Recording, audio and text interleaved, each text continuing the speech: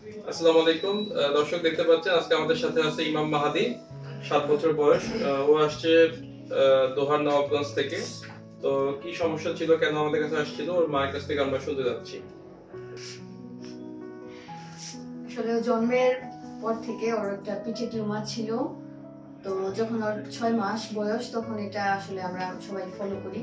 তখন খেয়াল করার পর থেকে তখন আর ডক্টর দেখানো হয় নাই। তো কিছুদিন আগে শোভন স্যারের কাছে আমি যোগাযোগ করছিলাম, স্যারকে দেখাইছিলাম।